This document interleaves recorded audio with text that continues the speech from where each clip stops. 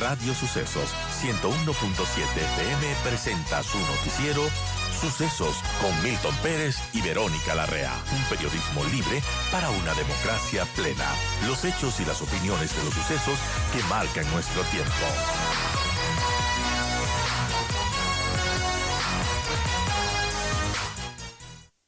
Y bueno, empezamos ya con la información y vamos con el tema económico, que es quizás de los temas más preocupantes ahora mismo, además de la inseguridad.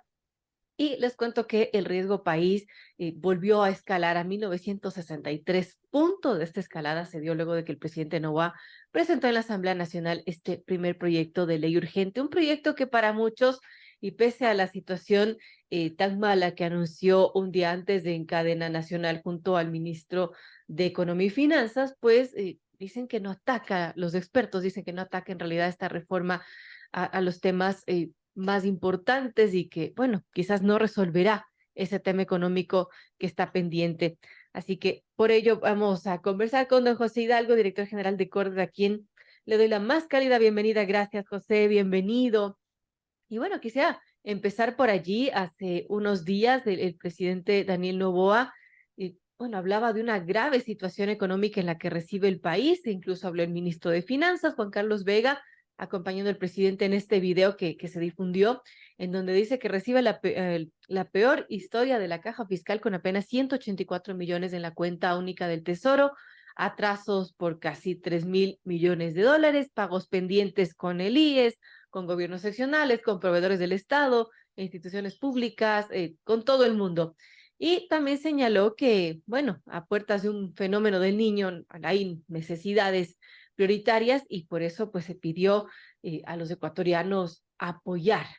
Entonces cualquiera que ve este mensaje diría, bueno, pues se viene un paquetazo, pero bueno, se conoció la reforma tributaria que envió el presidente Noboa y hay muchas condonaciones, ¿no? Y para muchos esta reforma deja sin resolver la crisis fiscal. ¿Cómo ve usted como experto esta situación económica primero del país y también de esta reforma tributaria? ¿Existe ya una hoja de ruta de cómo enfrentar esa escasez y financiamiento? ¿Qué nos dice también de esta ley que envía el presidente a la Asamblea? Bienvenido, José, y gracias por estar con nosotros. Muchas gracias, Verónica. Buenos días.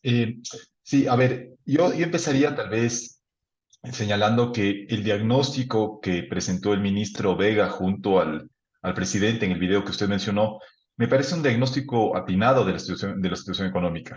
Yo no estoy de acuerdo con el presidente en el sentido de que es la peor situación económica de la historia, me parece una exageración, pero claramente la situación fiscal, sobre todo que hereda el presidente Noboa y su equipo de gobierno, es realmente crítica. El dato del saldo de la cuenta del Tesoro de la semana pasada era muy preocupante, algo aumentado en estos días porque esa cuenta se mueve a diario, pero claramente hay insuficiencia de recursos para cubrir los gastos más urgentes del presupuesto del Estado. El ministro Vega también habló de un déficit que podría superar los 5.000 millones de dólares y, como usted bien señala, atrasos y demás. Aquí entonces, yo lo que a mí me llama la atención es que se tiene el diagnóstico adecuado, pero el tratamiento que se da a ese diagnóstico no parece ir de la mano. Es decir, se está presentando una situación fiscal claramente inviable, no solo en el largo plazo, sino en el corto y en el mediano plazo, y las medidas que se toman para tratar de enfrentar esa inviabilidad fiscal son medidas que más bien o tienden a reducir los ingresos del fisco, estas exenciones a personas que contratan a jóvenes, a personas que contratan a gente que haya estado presa, exenciones también por auspicios a deportistas, artistas, bueno, luego también está todo el tema de zonas francas y demás.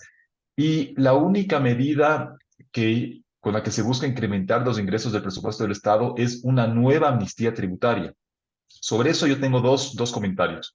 El primero es, no puede ser que la amnistía tributaria ya se vuelva una cuestión casi periódica en el Ecuador, porque eso envía una muy mala señal al contribuyente. Es decir, los buenos contribuyentes seguimos pagando a tiempo los impuestos y los malos saben que eventualmente les va a caer una nueva amnistía tributaria con la cual puedan beneficiarse de cierta condonación en sus deudas. De hecho, Y por tengo un otro dato, lado, José, perdón que hago un sí, paréntesis. Esto que plantea el presidente Noboa es la séptima amnistía tributaria desde la era de Correa. Así que, bueno, se han dado bastante. Imagínense.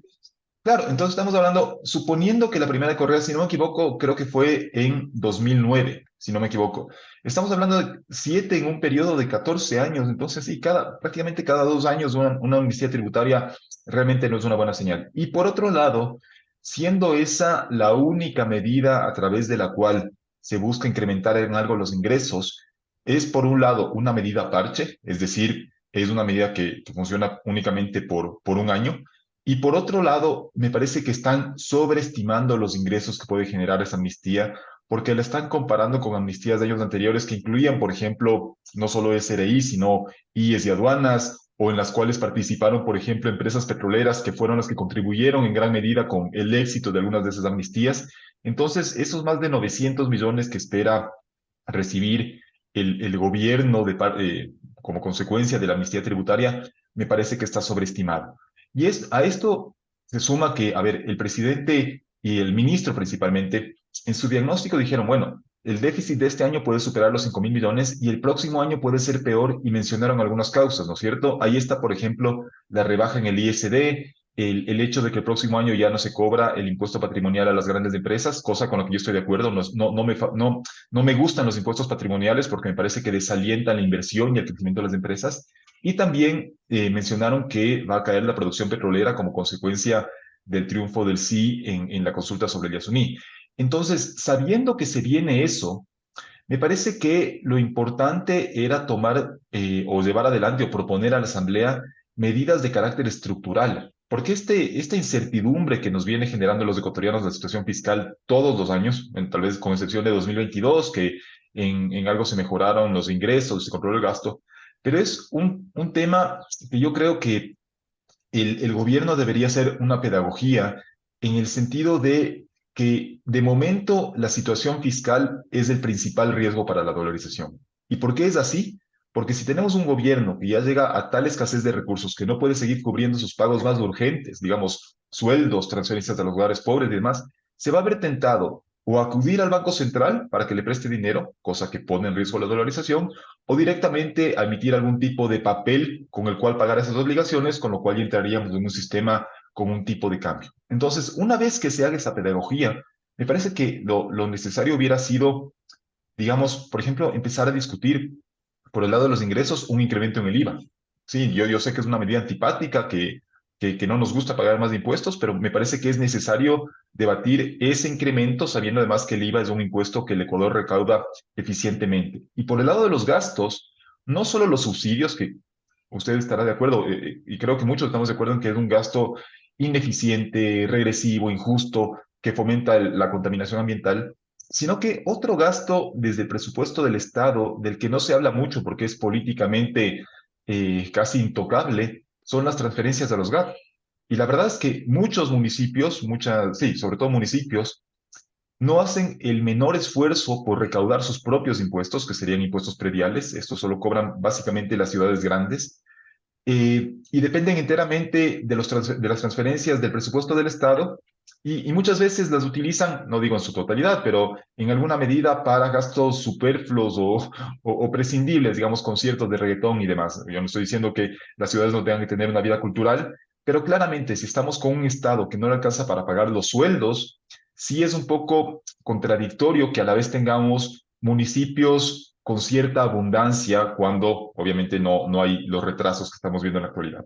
Entonces, como para cerrar la pregunta, y perdón que me haya extendido tanto, Verónica, me parece que el diagnóstico fue atinado, pero la medicina que se está dando a esta enfermedad, sobre todo fiscal, que afronta la economía ecuatoriana, no parece ir de la mano con ese diagnóstico. Ahora, José, la medicina podría hacer un paquetazo, porque bueno, esta es la primera ley económica urgente que envió el presidente. Ha dicho que incluso va a decretar un estado de emergencia del país para enviar otro proyecto económico urgente. Allí podríamos pensar que con estos anuncios nos están dorando la píldora para ya mandarnos un paquetazo, que quizás eso sería lo que se necesita, no sabemos, pero podría pasar. A ver, acá tenemos un tema de un conflicto entre el interés político del presidente de participar en la reelección en 2025 y el interés económico de que la bomba fiscal no le explote a él mismo en la cara. Entonces, vamos a ver cuál es el que pesa más, pero lo importante es saber que si el presidente Noboa eh, sigue adelante con una medida de consolidación fiscal, digamos, incremente el IVA, propone este debate en el gasto respecto a las transferencias o focaliza subsidios, no es por el gusto de hacerlo, sino porque la situación fiscal no es sostenible. Y esto, claro, para muchas personas que no dependemos de los pagos que se hacen desde el Estado, nos suena algo lejano. Pero para los funcionarios públicos que están con la incertidumbre de si les pagan o no a fin de mes, o para las personas, peor aún, para las personas de los hogares más pobres que no saben si recibirán o no las transferencias que tienen que recibir desde el presupuesto del Estado, es un tema de vida o muerte. Entonces, el tema es un eventual paquetazo no es por gusto del presidente, es porque la situación fiscal del Ecuador no es sostenible en el largo plazo y con acuerdo con el fondo o sin acuerdo con el fondo vamos a tener que corregir esa situación y en el mejor de los casos sería con un acuerdo con el fondo porque eso nos permitiría un ajuste no desordenado y caótico cuando el Estado ya se quede sin plata, sino que contemos con financiamiento del Fondo Monetario acompañado obviamente de ciertas medidas que pueden resultar antipáticas, pero que, insisto, el Ecuador las va a tener que tomar lamentablemente tarde o temprano y ojalá acompañado por un multilateral. Ahora, ¿cómo estará la relación ahora con los multilaterales, con el Fondo Monetario Internacional, después de esas declaraciones que hizo el mismo presidente Noboa cuando estaba todavía sin posesionarse en Washington, en donde dijo, bueno, el Ecuador tiene el riesgo de caer en default y necesito plata para básicamente continuar y luego poder reelegirme? Y allí pues se disparó el riesgo país. ¿Cómo ve usted, José, estas declaraciones? ¿Cómo le repercutió al Ecuador a la final todo este tema? Usted mencionó, Verónica, en la introducción de la entrevista, otro dato que también es muy importante, porque, a ver, las declaraciones del presidente Noboa creo que no fueron favorables en el sentido de que dejó la sensación de que su principal objetivo era reelegirse. Entonces, claro, si el principal objetivo del presidente es reelegirse, obviamente va a patear lo más adelante que pueda las medidas de consolidación fiscal y eso a los multilaterales no les envía una buena señal, ¿no es cierto? Yo creo que un multilateral, o sea, el Fondo Monetario concretamente, del cual dependen los montos de los créditos que puedan dar otros multilaterales. Bueno, decía, al Fondo Monetario seguramente no le causó mucha gracia que el presidente hable de su eventual reelección y que no esté hablando de medidas de consolidación fiscal, sino más bien ya venía proponiendo, por ejemplo, reducir el IVA a la construcción y ahora finalmente fue una devolución total del IVA. Habrá que ver cómo queda establecido eso. Pero usted mencionó, decía, un dato muy importante en la introducción, y es que una vez que se presentó el proyecto de ley, volvió a aumentar el riesgo país. Así Y es. eso creo yo, obviamente, siempre hay otros factores que también inciden en el riesgo país, digamos, el precio del petróleo y demás, pero es una ley que claramente, a ojos de cualquier analista económico, no soluciona en absoluto el problema estructural del fisco ecuatoriano. Entonces, si es que es una medida, una propuesta de ley, perdón, que solo busca de manera temporal incrementar los ingresos con medidas parche, como esta nueva amnistía tributaria, entonces, bueno, puede ser que recauden 500, 600 millones de dólares, no sé cuánto podrá ser, no creo que lleguen a los 900, y después de eso, ¿qué? Entonces, claro, los mercados también se preguntan lo mismo. Bueno, el presidente Noboa está proponiendo esto, y una vez que se le acabe esa plata de la amnistía y tengan que enfrentar lo que su propio ministro dijo que se le viene adelante por la reducción del ISD y todos los factores que mencionamos, entonces, ¿qué le espera al Ecuador? Y eso significaría seguramente que el Ecuador no va a poder cubrir con su deuda externa, por lo tanto, aumenta el riesgo país. Entonces, el presidente Noboa creo que debería tomar en cuenta todas estas señales que también está recibiendo desde el exterior para, si es que no hace caso a los analistas locales, en todo caso, saber que desde el exterior tampoco se está viendo con buenos ojos un proyecto de ley que no soluciona la crisis fiscal y que más bien puede hacer que al mismo presidente, insisto, le estalle en la cara. Importante, amigos. A las 7:35 conversamos con José Hidalgo, director general de Cordes. Hablamos de cifras económicas y la preocupante situación que está afrontando el país en el tema económico. Ahora, mucho se menciona el famoso subsidio a los combustibles, por ejemplo. Recordemos que, bueno, cuando se quiso hacer eso de parte de Lenín Moreno, casi se incendia el país. Entonces, es un tema tabú que muchos gobernantes seguramente le tienen miedo y eso no se topa. José, porque ¿qué otra opción se puede tener si es que no se quiere topar esto de los subsidios? El tema de los subsidios efectivamente es un tema que nos dejó traumados, digamos, sobre todo de octubre de 2019 y junio de 2022 con las violentas protestas encabezadas por la CONAIE. Pero es un tema que no porque la CONAIE se oponga sin más argumento que la piedra, se deba dejar de debatir en el país. Obviamente esto es cómodo decirlo desde el escritorio y otra cosa es afrontar el costo político y el costo social de una paralización violenta como las que llevó adelante la CONAIE, pero es un tema que no favorece a los lugares más vulnerables, que obviamente en caso de que haya una focalización, tiene que haber obviamente una compensación a los lugares más pobres para que no se afecte su capacidad de consumo, porque digamos, si llegara a incrementarse el precio del pasaje, el transporte público, para un hogar de escasos recursos de 25 a 30, 40 o 50 centavos es una diferencia importante en su presupuesto y ahí por lo tanto tiene que haber una compensación o si no directamente seguir subsidiando el transporte público, pero ya no subsidiar la gasolina que usted y yo ponemos en nuestros vehículos. Ujú. Entonces es un tema que se tiene que seguir discutiendo, pero si es que ese tema no se lo, si es que ese no es el camino que se elige, no son muchas más las opciones. Yo ya he planteado unas dos, creo que el incremento del IVA es una medida necesaria. A ver, y aquí, técnicamente, ¿por qué creo que es así? Primero, el Ecuador tiene una tasa del IVA bastante inferior al promedio regional, que está en torno al 15%, nosotros estamos en el 12%. En segundo lugar, si nos comparamos con el resto de la región, el Ecuador también es bastante eficiente recaudando IVA, porque hay unas medidas que comparan la tasa con la recaudación efectiva y el Ecuador es bastante eficiente cobrando IVA.